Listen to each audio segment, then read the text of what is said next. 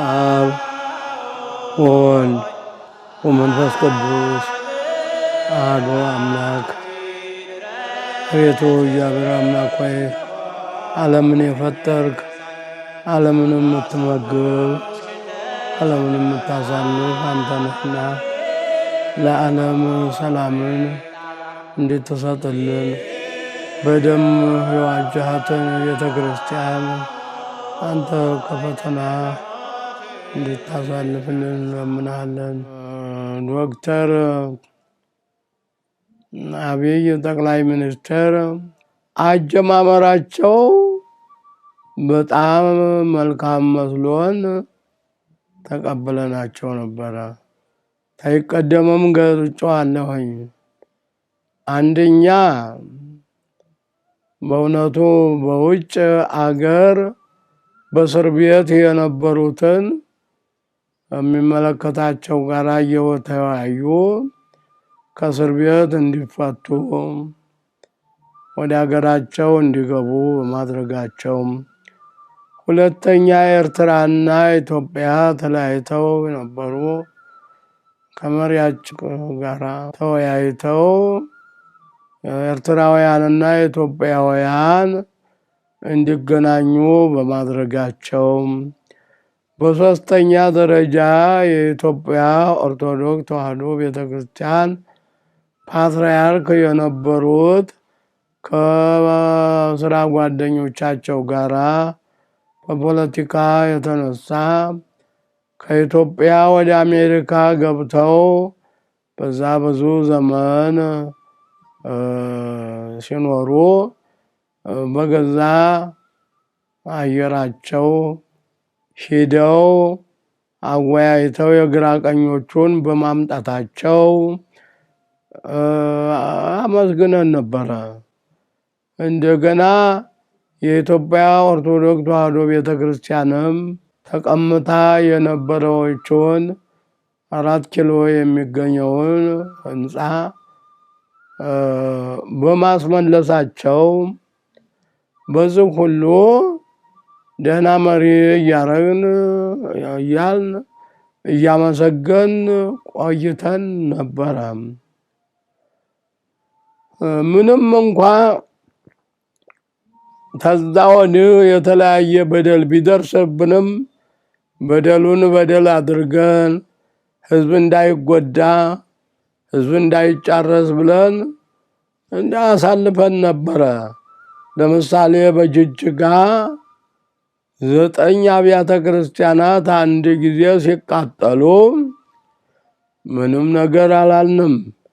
ምክንያቱም የሀገሩ መሪ ናቸውና መጠበቅና ማስጠበቅ የሚገባቸው እሳቸው ናቸው። ሲኖዶስ በዛ ጊዜ በእውነቱ ያሁኑን ትንሣኤ በዛ ጊዜ ሊያረገው ነበረ። አይ ሰው ይፋጃል፣ ሰው ይተላለቃል፣ እስቲ እንግዲህ እንዲያው እንለፈው ብሎ በአርምሞ አልፎታል። በሌላ በኩል በወለጋ ያሉት ኦርቶዶክስ ተዋሕዶ ሃይማኖትና እንዳይጥ ሲጨፈጨፉ አሁን እንደ ዝንጀሮ ሲባረሩ ሲፈናቀሉ መጠጊያ አጥተው ያን ያህል ሲጉላሉ እንዳው እንደነሱ መጮህ ነው እንጂ ሲኖዶሱ ያደረገው አስተዋጽኦ የለም። ለምን እንዲሆናል ለምን እንዲህ ይደረጋል ብሎ ጠበቅ ያለ ከረር ያለ መመሪያ አልሰጠም።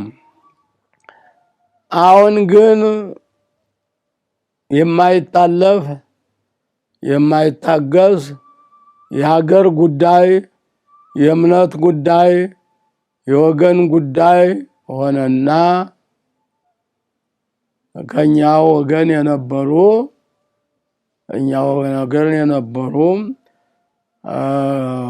ኦሮምኛ ቋንቋ ተናጋሪ 3 አባቶች ሆነው ጵጵስና በጫካ ጵጵስና አይሾምም። ዘመነ አጻብዓት አልሆነ በገጠር ባንዲት ቤተክርስቲያን ጵጵስና አይሾምም። በደንብ አድርጎ በካቴድራሉ በቅድስት ሥላሴ በምልዓተ ጉባኤ እውቀታቸው፣ ሙያቸው፣ አገልግሎታቸው ተመርምሮ ታይቶ በኮሚቴ ተጨምቆ ነው ሲሾሙ የነበሩት። አሁን ግን ወንድሞቻችን እንዲህ ያለ ስህተት ሲፈጽሙ ዶክተር አብይ የዳኛ ጠበቃ ሆነው በመገኘታቸው ዶክተር ዳኛ እንግዲህ ዳኝነት መስጠት ነው። ፍትሐ ብሔር ተሆነ የፍትሐ ብሔሩን፣ የወንጀለኛ መቅጫ ተሆነ የወንጀለኛ መቅጫውን፣ ህገ መንግስት ተሆነ ህገ መንግስቱን፣ ስነ ስርዓት ተሆነ ስነ ስርዓቱን አይቶ ምስክሮቹንም አዋህዶ ዳኝነት ይሰጣል እንጂ እውቅና የሌላቸውን እውቅና ሰጥተው ሁለቱ ይዋሃዱ፣ ሁለቱ ይወያዩና ይፍቱ፣ እኛ ነገሩን አናይም። እንዲያውም የመንግስት ሰራተኞችን ሁሉ መብት ገፈው እነሱ እንኳ ባላቸው በአካባቢ በሚሆነው ነገር እንዳያጽናኑ እንዳያረጋጉ ማንም ጣልቃ እንዳይገባ የሚል አዋጅ ማወጅ። ግን ምን ያህል እንዲያው አገሯን ምን ያህል ቢገምቷት ነው? ምን ያህል ቢደፍሯት ነው? በእውነቱ እንዲያው ይሄን ያህል ትዕቢት አለ? ይሄን ያህል ኩራት አለ? እንደ ምን ተበከዘ ይነሳይከ ምካለይከ ነው እኮ። ከሰው ያላገኘው ዕውቀት አንተ ያገኘው ምንድነው ነው እኮ። ሁሉም ከወንድም ተምሮ ነው። ሁሉም ተምሮ ነው። ሁሉም ከመጽሐፍ አንብቦ ነው። እና በእውነቱም እንዲህ ያለ አዋጅ በማወጃቸው የጅብ ችኩል አፍንጫ ይነክሳል ይላሉ አባቶች። እንዲያው በችኮላ ምራቅ ያልዋጠ ነው። ተይቀደም መሳሪያ እየሰጡ ያበረታቷቸው የሰሜኑን ሕዝብ ንጹሕ ደም ያስፈሰሱ እሳቸው ናቸው። በዚህ ሁሉ ቤተ ክርስቲያኗ እየታገሰች እየመከረች ቆይታ ነበረ። አዳየው በላይ ደግሞ እንግዲህ የትግራይ ሰዎች ሲገነጠሉ ሲኖዶስ አልተነፈሰም ነበር አሉ። የገነጠሏቸው እኮ ሰው ነዎት። እንኳን ሲኖዶስ እርስዎ መግባት መቻቃተውት በገዛ እጁ በጫሩት እሳት ሕዝቡን እያቃጠሉ። እነሱ ደግሞ ጳጳስም አልሾሙ፣ ሌላ ወገንም አላረጉም። ያውኛው የሾምናቸው ናቸው። ነገር ግን የእርስዎ አስተዳደር ስላስመረራቸው ከኢትዮጵያ ጋር ግንኙነት የለንም ብለዋል። አዲያን ምን እናረግ ነው? እንደው በእውነቱ አያጅቦ ሳታማኝ ብላኝ እንደሚባለው ሁሉ እንደው ታላቋ አንጋፋዋ አገር ናት እያሉ ሲናገሩ ኖረው። የኢትዮጵያ ኦርቶዶክስ ቤተክርስቲያን እናት ናት፣ አንጋፋ ናት፣ ታላቅ ተቋም ናት እያሉ ሲናገሩ ቆይተው ነበረ። አሁን ያን ሁሉ ምን እንትን አለበት። በሌላው ደግሞ በተጨማሪ ሲኖዶስ ጠቅሶታል፣ አስቀምጦታል። እኔም ባለፈው ተናግሬዋለሁ። ብፁዕ ቅዱስ አቡነ መርቆሪዎስ አሜሪካ ሄደው ጳጳሳት ሾመዋል ብለዋል። አዎ ሾመዋል። ያሉ ሰው ሀገር ናቸው። የሄዱ በስደት ነው። ከዚህ አብረው ተሾሞ የነበሩ ሁሉ ጳጳሳት አሉ። እነዛን ይዘው እሳቸው አምስተኛ፣ የቀሩት ሊቃነ ጳጳሳት ከዚህ ተሾሞ የሄዱ ናቸው። በምልአት በሕግ ነው የሾሙት እንጂ ሕጋዊ አይደለም። ጫካ ገብተው እንደነንትና ተሰውረው አይደለም። ይህ ሁሉ አሁን አወቅነው። ለካ እርስዎ ያላወቁት መስሎን ነበር። እርስዎ በሰጧቸው መመሪያ አወሰው በሰጣቸው መመሪያ ነው የፈጸሙት ማለት ነው። እባክዎ መጽሐፍ ተጋሃስም እኩይ ወግበር ሰናየ ይላል። ከክፉ ነገር ተመለስ መልካም ነገር ስራ ይላል። እሱም በተፈጥሮ ወንድማችን ነዎት። በሃይማኖት ባይመስሉንም ማስተዳደርም አንድ ነን። ሃይማኖትና መንግስት ተለያይቷል ቢባልም እንደ አንድ ጳጳስ ነፍስ ቢገል ዝም ትሉታላችሁ? የሃይማኖት ጉዳይ ነውና አይመለከተም ትሉታላችሁ? አንድ መነኩሴ ወንጀል ቢሰራ ዝም ትላላችሁ? በወንጀል ያገናኛል። እነዚህም የወንጀል ወንጀለኞች ናቸው። ነገር ግን ስልጣኑ በዝቶባቸው በኢትዮጵያም በአፍሪካም በአሜሪካም ሹመት አላቸው እኮ። ኢትዮጵያ ሆነው አሜሪካም ሹመት አላቸው። ኢትዮጵያ ሆነው ደቡብም ሹመት አላቸው ጨምረው እና የሁሉ ጥጋብ ፈንቅሏቸው ነው። ግን የእናንተ ግፊት ነው። የእናንተ ግፊት ነው። ተይቀደም የዛሬ 2 ዓመት ይሆን ከዛ ይውለት አላውቅም ጥያቄ ነበረ። ተስማሙ ብያቸው ነበረ።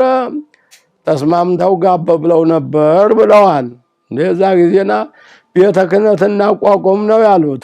ቤተ ክህነቱ ተቋቁሟል። ጅማ ቤተ ክህነት አለ፣ ወለጋ ቤተ ክህነት አለ፣ ሌላውም ሁሉ ቤተ ክህነት አለ፣ ጳጳስ አለ። አሁን አቡነ እስጢፋኖስ ከጅማ በወንጀል ይመለሳሉ፣ ተወንጅለው ይመለሳሉ። ደጆችሽ አይዘጉ በሚል አርዕስት እኮ በአዲስ አበባ ያሉትን ባላባቶች ሁሉ በጎ አድራጎች ሁሉ እያስተባበሩ ያላቸውን ኃይል እኮ ጅማ ላይ ነው የሚያደርጉት። በጅማ የተማሩ ወጣቶች አይመሰክሩም? የተሰሩ ቤተ መቅደሶች አይሰክሩም? የተሰሩ ልማቶች ምስክር ናቸው እኮ። አረ ነውር ነው። አረ እንደዛ ያለ የለም። በመጀመሪያው ክርስትና አካባቢ በሮም ኔሮን የሚባል ወንበዴ መሪ ነበረ። የገዛ ከተማውን አቃጥሎ ክርስቲያኖች ነው ያቃጠሉት ብሎ ክርስቲያኖችን የሚፈጅ ክርስቲያኖችን የፈጀ ነገር ግን እግዚአብሔር ተባረ የሆነ አያውቅምና የገዛ ልጆቹ ተነስተው ቀጥቅጠው መቃብር ሁሉ አሳጥተው ድራሹን ነው ያስጠፉት። እና እሱ ወንድማችን ነዎት፣ ክፉ እንዲደርስበት አንፈልግም። ልቅስ ኢትዮጵያዊ ተግባር ቢያደርጉ ጥሩ ነው። ኧረ እንዲያው ያስቸግራል፣ የምናገረውም ቋንቋ ያጥረኛል። የመጀመሪያው መንፈስ ወዲያው የተደ ምን ወሰደው? የመጀመሪያው የነበረ ለስብከት ኑሯል እንዴ? 2 ሐሳብ ኑሮታል ማለት ነው እንዴ? ኧረ ነውር ነው። ያ የመጀመሪያውን ታሪክ ቢመልሱ ጥሩ ነው። አሁንም የኢትዮጵያን ቤተክርስቲያን በኢትዮጵያ እንዲህ ያለ መሪ ተነስቶ አያውቅም። ልክ በጎንደር ዘመነ መንግስት አጼ ሱስንዮስ ተነስተው ነበረ። ሮማውያን ጋር ወግነው የኢትዮጵያን ቤተክርስቲያን ለማጥቃት ሞክረው ነበር። ለ7 ዓመት ንጹህ ደም አስፈስሰዋል። ቢሆንም ምላሳቸው ተጎልጉሎ እንዳልሆኑ ሆነው ነው የሞቱት። እና ባኮ ወጣት ነው ገና ነዎት። እንደ ወጣትነት ወራት እግዚአብሔርን አመስግን ነው የሚለው። እንደው በኢትዮጵያ ቤተክርስቲያን ያመሰገኑበት አንደበት ወዴት ሄደ? ምን ሰወረው? የነዚህ ወንድሞቹ እንትን ኧረ ልክ አይደለም በእውነቱ። ለምሳሌ የኢትዮጵያን ጳጳሳት የሚሾሙ የቀድሞ ነገስታት ናቸው ብለዋል። ወይ ግሩ ወይ ጠጋ እናንተንስ ማን ከለከላችሁ? እምቢ ብላችሁ እግዚአብሔር የለም ብላችሁ ለብቻ ፈንግጣችሁ ነው እንጂ የቀድሞ ነገስታት ቢመሩ ቢሾሙ ፓትርያርኮቹ ጋራ አሉት ጳጳሶች ጋራ ተመካክረው ሙያ ያላቸውን ችሎታ ያላቸውን በደንብ አድርገው አጣርተው ልብሳቸውን አልብሰው አሮጌ ብርቱን ሰጥተው መኪና ሰጥተው መተዳደሪያ ሰጥተው ነው እኮ የምሾማቸው። እናንተ ባህር ዛፍ ስንጥል እንኳን ሰጣችኋል፣ እንኳን ወርቅ መቋሚያ ማንከለከላቸው። እምቢ ብላቸው በገዛ እጃቸው ነው ተገንጥላቸው ሄዳቸው እኮ። ሃይማኖት የሌለው መንግስት ምን መንግስት ይባላል? ከሃይማኖት የተለየን ነው አለ። እንግዲህ ከእግዚአብሔር የተለየን ፍጡር ነን ማለት ነው እኮ። ከእግዚአብሔር የተለየ ፍጡር ምንድን ነው? ሰው ይባላል እንዴ? ኧረ ልቅስ ራሳችሁን በራሳችሁ ብታረሙት። እንዲያው በፖለቲካ ከአሜሪካ ጥገኝነት እንዲያም ባህር ዛፉን ችግኙን በሳምንት የሚደርቀውን ምናምኑን ነገር ተክለው የሰውን ደም እያፈሰሱ በአሜሪካ 2 ጊዜ ተሹመዋል። እሱ ሁሉ እንዲያው እንደ አንድ እንትን መሰለዎት መሰል። የመጀመሪያውን እኮ ሹመት እነሱም ሽልማት ተቃውመውታል። አላግባብ ነው ተሸለሙት ተብለዋል። በኋላ እነሱ ደግሞ ለኢትዮጵያ ጥፋት ደና ስለረዷቸው ኢትዮጵያን አጥፍተው እነሱ ኢትዮጵያ ላይ ለመቀመጥ ፈቃደኛ ስለሆኑ በዚህ ምክንያት ነው እንጂ በሌላ ነገር አይደለም ያቀርቡት። ምዕራባውያን ጋር እኮ አሁን እኮ ከምዕራባውያን የበለጠ ነው በኢትዮጵያ ላይ የወሰኗት። ኢትዮጵያ በትምህርት ሚኒስቴር፣ በጤና ሚኒስቴር፣ በባህል ሚኒስቴር በጠቅላላ ሚኒስቴር ሆና እኮ አገሯን ይዛ የኖረች ለ3000 ዘመን የቆየች አንጋፋ ቤተክርስቲያን ናት እኮ። ኧረ ንዋየ ቅድሳቷ ሁሉ እኮ ይመሰክራሉ። ኧረ እንደው የአፄ ቴዎድሮስ ልጅ ሆኑ። አፄ ቴዎድሮስ እኮ አገሬን ለባዕድ አልሰጥም ነው በገዛ ሽጉጣቸው የሞቱት። አገሬን ለባዕድ አልሰጥም ነው። የኢትዮጵያን ቤተክርስቲያን ማጥፋት፣ የኢትዮጵያን ቤተክርስቲያን መውረር፣ በኢትዮጵያ ቤተክርስቲያን ላይ መዝመት፣ በኢትዮጵያ ሕዝብ መዝመት ማለት ነው።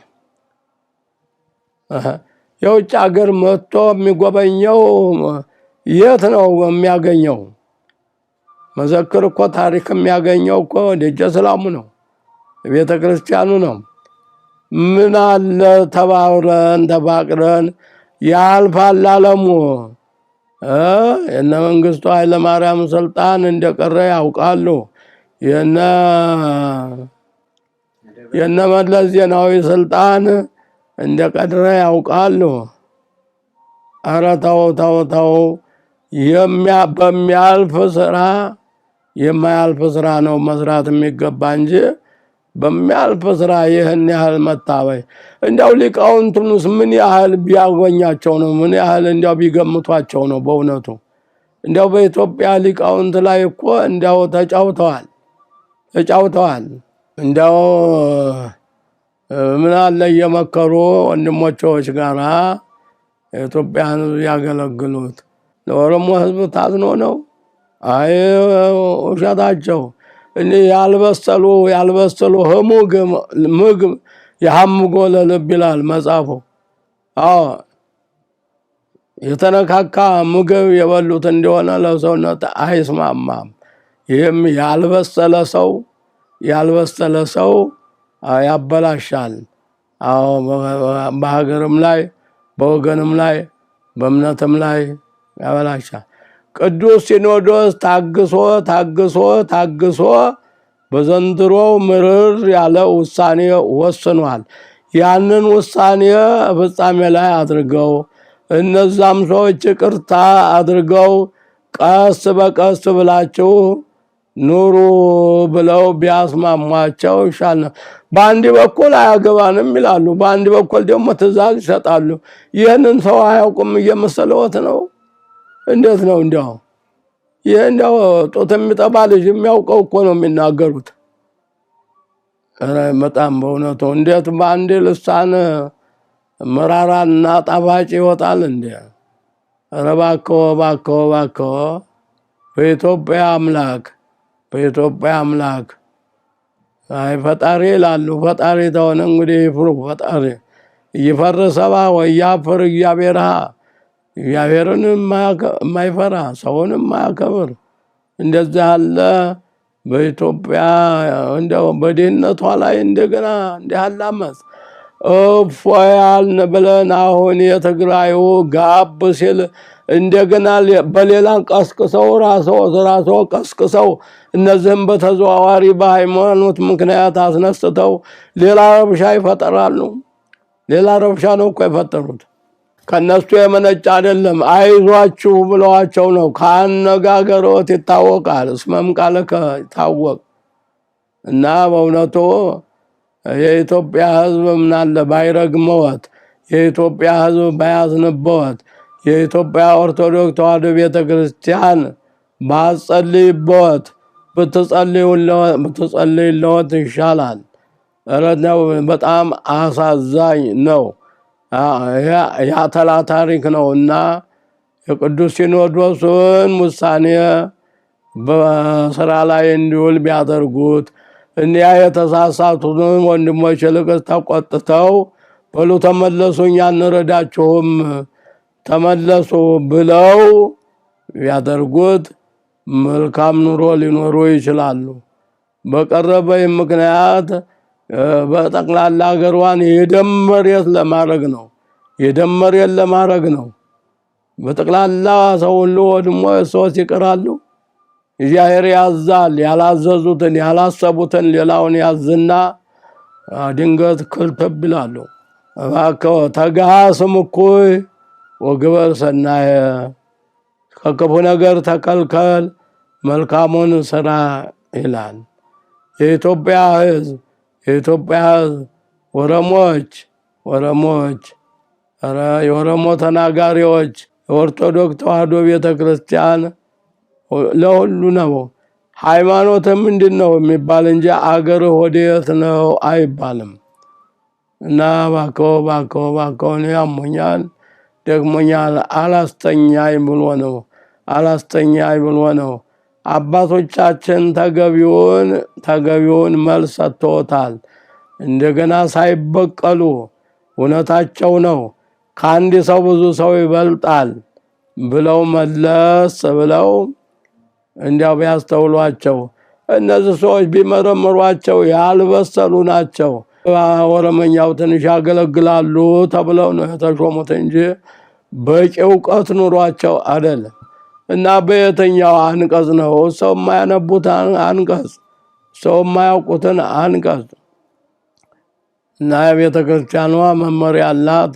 መመሪያዋን ጠቅሰዋል፣ መመሪያዋን አስፍረዋል። በዓለም አቀፍ የምትታወቀውን ቤተክርስቲያን ባያቃልሏት መልካም ነው። እንዲያው ባንተፋፈር መልካም ነው። ባንቦጋገዝ መልካም ነው። እኛ እኮ የሞትን ነን። ምንኩስና ወደዛ ስንገባ በዛ ዓለም ያለው ንብረቱ ሀብቱ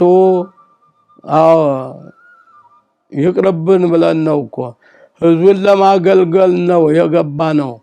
የእግዚአብሔርን ቃል ለህዝብ ለማድረስ ነው። እንዳይሰርቅ፣ እንዳይቀማ፣ እንዳይሰስን፣ ሐሰት እንዳይመሰክር፣ ባልንጀራውን እንደራሱ አድርጎ እንዲወድ ነው የምናስተምረው እንጂ ይሄ ይቀርብናል የሚል የለም።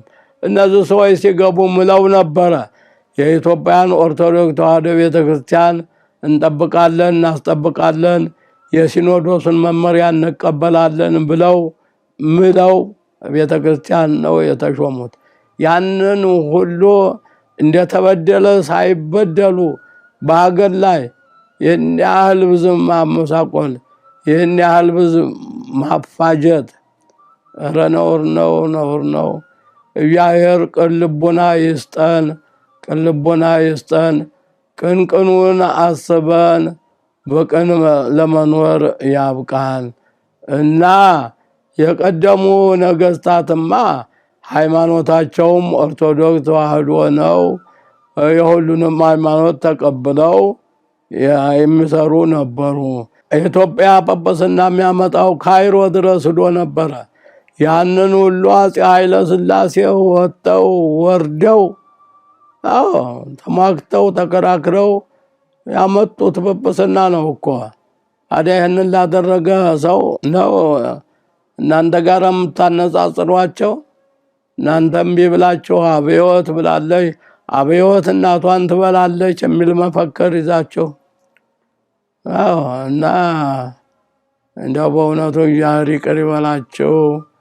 እግዚአብሔር እንዲያው የጠመመውን አቅንቶ የጎደለውን መልቶ የራቀውን አቅርቦ ሐሳባችንን አንድ አድርጎ ለመኖር ያብቃል። አንድ ሆቴል ያለው ሰው ነበር ይባላል። ሆቴሉ በሩ ላይ አንድ መፈክር ጽፏል። በሆቴል ምግቡም ሆነ መጠጡም ሆነ አሳላፊዎቹም ሆነ ታዛዦች ናቸው፣ ሁሉ ነገር ሞልቷል ይልና መጨረሻው ላይ አለቅዠት ማድረግን የእናንተ ነው፣ ወዲያ ወዲህ ስትንቀሸቀሹ አደጋ ቢደርስባችሁ እኔ አልጠየቅም አለ ይባላል። አሁንም እኛ እየተንቀሻቀን ሰውንም አፈናቅለን እኛም እንዲፈናቀል እንዲያው ከሁለቱም ሳንሆን ከመሬቱም ከሰማዩም ረንደያም አጸያፊ ጠያፊ ነው። ይምከሩበት፣ ያውጡት፣ ያውርዱት። ጥሩ አይደለም። ታግሳለች የኢትዮጵያ ቤተክርስቲያን። ስንት ነገር ሲፈጸም ድምጿን አጥፍታ ዝም ብላለች። አሁን በዛ በሃይማኖት ላይ ስለዘመተ ይህንን ለምን እንትን አሉ ሳይሉ እንዲያው አስተውለው ባልንጀሮች ኑሮ ደህና ባልንጀሮች እስቶ ብቻ መድረኩን አያዙ። ከወንድም ይቀበሉ ምክር፣ በምንም ነገር አይቀበሉም። የሚሰሩት ተግባሮት ይታወቃል። ሰው ሁሉ በቃኝ አለማለቱ ነው እኮ። በቃኝ አይልም። ያስኩት ይበቃኛል አይልም። በእውነቱ በቃኝ ማለት እንዴት ያለ ትልቅ እንትን ነው። አፄ ኃይለ ሥላሴ ያን ያህል ሁሉ ዘመን ኑረው ወደዚህ ይበቃኛል ብለው ሰው ተክተው ቢሆን የሁሉ አደጋ ባልደረሰም ነበረ። ዝም ብለው በመግፋታቸው የእሱም 4 ዓመትም ቀላል አይደለም። ስሞትን አስጠርተዋል። ጠቅላይ ሚኒስትር ተብለዋል። እና አቶ ኃይለ ማርያም ጎበዙ የተማሩ ይበቃኛል፣ ኢትዮጵያን መምራት አቅቶኛል ሰው አድርጉበት አሉ። ይሄ ትልቅ እውቀት ማለት ነው። የሁሉ ሲወላገድ የሁሉ ህዝብ ሲያልቅ እያዩ ዝም ምንም እንደሌለ ሰው እያለቀ ሰው እየሞተ ሰው እየተሰደደ ችግኝ ጣቢያ ችግኝ እንድተክሉ ብለው ነው የሚያውጁት። ኧረ ጉድ ነው። ከችግኝና ከሰው የማን ነው የሚበልጠው? ችግኝ እኮ ለሰው አገልግሎት ነው። ሌላ ይሆናል እንዴ? ሁሉ ነገር እኮ ለሰው ነው። እና በውጣኑ እንደ ደቡብ አፍሪካው ማነው እንደ ማስተር ማንዴላ ስለ ሀገራቸው 27 ዓመት ሙሉ በእስር ቤት በእንግሊዞች በእስር ቤት ቆይተዋል። ከዛ በኋላም ቢነሱ ተሾሙ ብለው ለመኗቸው፣ አስቸገሯቸው። ትንሽ ተቆዩ በኋላ ይበቃኛል፣ ፈቃዳቸውን ፈጽሜያለሁ፣ ሌላ ሰው ሾሙ ብለው ነው የለቀቁት። ስማቸው ይጠራል። በእኛም አቶ ኃይለ ማርያም ይበቃኛል፣ የለም የኢትዮጵያ አስተዳደር ተወላግዷል፣ ተጣሟል፣ እኔ ብቻዬን ማቅናት አልቻልኩም፣ ሌላ ሰው ጨምሩበት አሉ። ምን አለ እንደው በእውነቱ አደጋ ሳይመጣ በእውነቱ ይህንን በትዕቢት የሚሆነውን ነገር በንቀሽ የሚሆነውን ነገር ቢተውት በጣም ጥሩ ነው እንላለን። እንግዲህ እግዚአብሔር ለሁላችን መልካም ልቦና ያሳድርብን። እንግዲህ እኔ በጽሁፍ ሲጀመር ጀምሮ የሀገር ያለ ብዬ ጽፌያለሁ። የማይነጋ ሌሊት ብዬ ጽፌያለሁ። ለኢትዮጵያ ጥፋት ተጠያቂው ማን ነው ብያለሁ። በእንቅርት ላይ ጆሮ ደግፍ ብዬ ጽፌያለሁ። ጅብ ተሮጠ ውሻ ጮኸ ብዬ ጽፌያለሁ። አሁንም ተናግሬ ልሙት የሚል ጽፌያለሁ። የሚያስማማ ሁሉም ኃላፊነቱን ወስዶ ሀገሩን እንዲጠብቅ እና ግን የሚሰማን የለም። እግዚአብሔር ለሁላችንም ሰሚ ልቦና ቅን ልቦና ይስጠን። እግዚአብሔር ሁሉንም ይጠብቀን። አዎ ሁሉንም የጠመመውን ያቅናልን፣ የጎደለውን ይምላልን፣ የራቀውን ያቅርብልን። ለኢትዮጵያ ሰላምን አንድነትን ይስጥልን።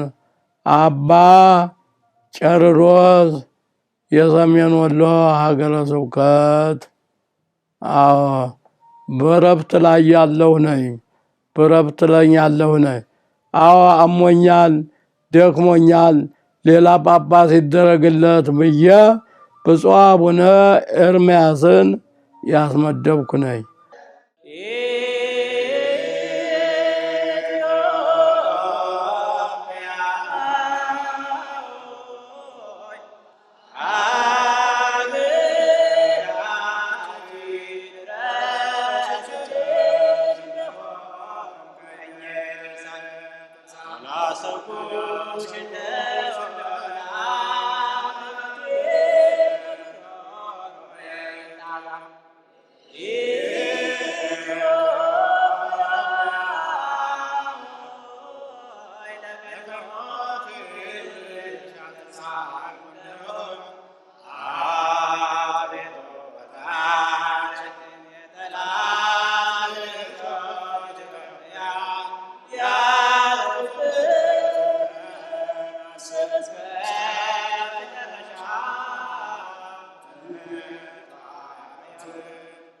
Alato